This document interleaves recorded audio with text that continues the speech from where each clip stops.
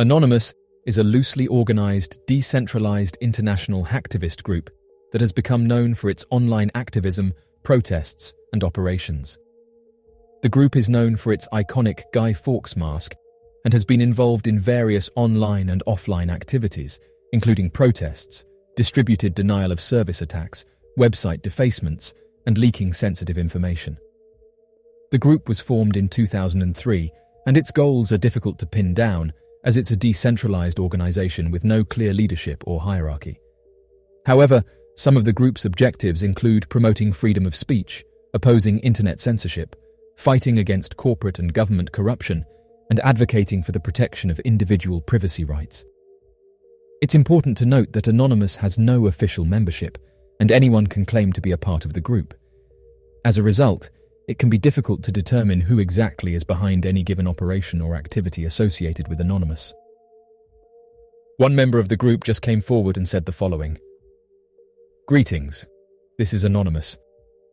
It's about time the American people demanded that those in charge took accountability. Residents in East Palestine, Ohio, are still struggling with the aftershock in regards to the train derailment, and as the days go on, we are learning that more and more is being suppressed. On the night of the incident, a huge fireball was observed by various eyewitnesses throughout the area, and your officials responded by ignoring you and downplaying what had happened. We have multimillionaires sitting in their mansions telling everyday people that nothing is going to happen and that they won't be affected, when in reality those residents were sitting in a toxic wasteland. There's insiders who've also highlighted that this has massively impacted the Amish population. As of right now, they are the biggest group of self-reliant people in America. They live off the land, don't count on the government for anything, and live peaceful lives without much interference. When you follow the trail, the smoke literally covers the most populated Amish area in America. Seems odd that most of this is happening to people who want to better themselves and become self-reliant. It's also strange how farmers have been hit with bad luck in recent months. In another stroke of bad luck, since the Ohio derailment, various other trains have crashed, causing harm to local communities. It's not just wildlife that's suffering throughout these areas, but this is having a direct effect on people, with parents now coming forward and saying that their families are showing symptoms. Other residents from Ohio have said that birds have been seen acting strange, while some noted that fish and other animals living in bodies of water have been seen floating to the surface. Although all of this is happening, in early March, the residents in Ohio were told that the trains caused no injuries or risk to the public. Although it should be noted that when this was said, teams were observing the damage while wearing hazmat suits. The last thing to point out is Ohio is suing Norfolk Southern over the toxic train derailment in East Palestine." End quote. As of right now, what this individual has said is correct, and Ohio recently came forward and announced that they are suing the Norfolk Southern Railroad Company over the recent derailment. The lawsuit has demanded that the train company pay for the full cleanup of the accident, saying that there's proof that the incident has had a direct effect on the local environment. Furthermore, it's requested that the company conduct groundwater and soil monitoring for years to come, along with compensation for economic losses in East Palestine and surrounding areas. The chief executive officer of the company has apologized for what happened and said that he's pledged over $20 million to help Ohio, but didn't go into detail about how the derailment affected the area. Road workers and employees, though, have said that they shouldn't have been doing what they were and said this derailment could have been prevented.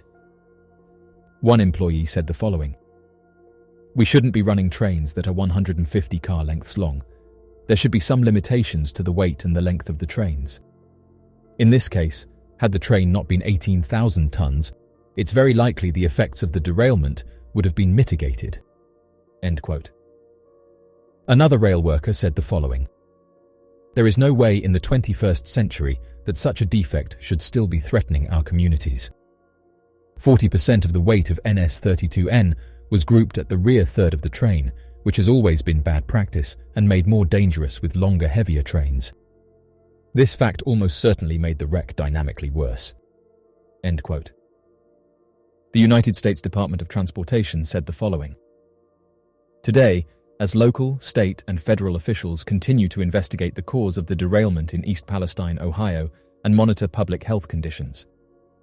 The United States Transportation Secretary Pete Buttigieg called for a three-pronged push to hold the freight rail industry accountable and improve safety. That includes laying out immediate steps for Class 1 railroads to take to improve rail safety in communities across America and to improve working conditions for rail employees. It comes on the heels of Secretary Buttigieg's letter to Norfolk Southern's chief executive officer, in which the secretary called for an end to the rail industry's vigorous resistance to increased safety measures, which has included litigation and lobbying Congress.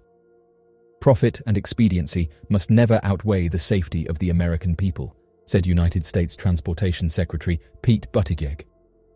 We are doing everything in our power to improve rail safety, and we insist that the rail industry do the same, while inviting Congress to work with us to raise the bar. The reforms demand that railroads take several actions, including requiring the owners of tank cars to expedite the phase-in of safer tank cars and to offer paid sick leave for rail workers. Call on Congress to increase maximum fines that the United States Department of Transportation can issue to rail companies for violating safety regulations up from the current maximum fine of $225,000, and state that the United States Department of Transportation will advance the train crew size rule and initiate a focused safety inspection program on routes over, which trains with large volumes of hazardous material travel. End quote. Millions of tons of nuclear wastewater from Fukushima will be dumped into the sea. In the April of 2021, the Japanese government announced that beginning from 2023, more than 1 million tons of water contaminated from the Fukushima disaster would be released into the Pacific Ocean.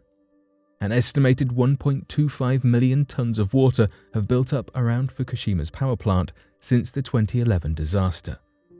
This is largely because TEPCO have been adding 200 tons of water into the reactors and the power plant site with each day, intending to maintain and balance temperatures to stop the few reactor cores that are left from melting too. Now, more than 1,000 tanks on the site are filled with contaminated wastewater. Whilst most radioactive material is filtered out, tritium, a radioactive hydrogen isotope, is not filtered out and is most dangerous to our health. However, 10 years on from the horrors, this cooling water system is showing some flaws, as TEPCO no longer has the space to store the contaminated waste. The solution decided upon as of 2021 is to release the contaminated water gradually, bit by bit, over many, many years, into the Pacific Ocean. According to a spokesperson from the US State Department, this plan is, quote, in accordance with global accepted nuclear safety standards, as many nuclear plants all over the world regularly let small volumes of tritium into the sea. Some people aren't happy with this solution, however. Many have expressed their concerns that TEPCO may not be wholly accurate in their judgment of the water's safety. These fears are amplified by a study published in August 2020, which found traces of many other radioactive isotopes in the Fukushima wastewater. Many local fishermen have expressed concern about the fishing industry, and some are concerned for the health of wildlife. Overall, we can only hope for a sustainable, long-term, safe solution to this problem. Health consequences of Fukushima. The direct health effects of the radiation were relatively controlled considering how severe the event was, not only among the emergency workers but also the residents. Other serious health consequences of this event include deaths during the evacuation process, increased mortality among displaced elderly people, and the collapse of the radiation emergency system. In a mental health survey, it was disclosed that the Fukushima accident led to severe psychological distress among the residents from the evacuation zones. There were also lifestyle-related problems such as increase in proportion of overweight individuals, an increase in prevalence of hypertension, and changes in health-related behaviours among the evacuees, all of which may lead to increased cardiovascular disease in the future. These health effects, which were much more significant than the physical effects, have not been properly addressed as general health risks. The inpatients and the elderly residents of nursing facilities were quickly evacuated by buses shortly after the accident. The evacuees were not accompanied by any medical personnel, and they were laid down on the seats of the jam-packed buses with full protective suits on. No form of medical care, not even food, was provided for several hours during the evacuation process. As a result of this, scores of patients died in an evacuation that was supposedly intended to minimize exposure to radiation. The life-threatening risk faced by these people was not the radiation, but discontinuation of daily medical care. The lack of medical support before, during, and after the evacuation process was regarded as the major cause of loss of life during the evacuation. The establishment of a restricted zone forced a large number of the residents out of the area, where they had to stay in temporary shelters or other places for long periods of time. The life conditions in shelters led to several types of health issues, such as outbreaks of communicable disease and mental stress. Also, sudden changes in lifestyle in foreign places may result in behavioral problems as a result of poor adaptation to new circumstances. The Fukushima disaster released a significant amount of radioactive material into the environment. The area around the nuclear power plant was evacuated, and extensive efforts have been made to decontaminate the affected areas. The Fukushima nuclear disaster had significant environmental impacts, releasing a large amount of radioactive material into the air, land, and water. The disaster affected the local ecosystem and had far-reaching impacts on the environment beyond the immediate area surrounding the nuclear power plant. The release of radioactive material from the nuclear power plant resulted in significant contamination of the environment. The contamination of soil, water, and vegetation has affected the local ecosystem, with many species of plants and animals experiencing elevated levels of radiation exposure.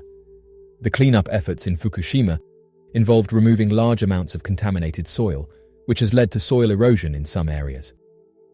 Soil erosion can cause long-term damage to the ecosystem, affecting vegetation growth and causing water pollution. The Fukushima disaster resulted in the release of radioactive material into the Pacific Ocean, causing significant water pollution. The radioactive material has spread through ocean currents, affecting marine life and fishing industries. The release of radioactive material into the environment has disrupted the food chain, affecting the growth and survival of many species of plants and animals.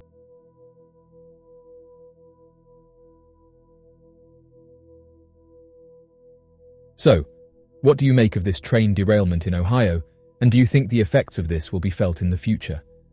Be sure to leave your questions and answers in the comment section below and help us to grow this community while working to solve these unexplained mysteries. Thank you for watching, and don't forget to subscribe for more videos.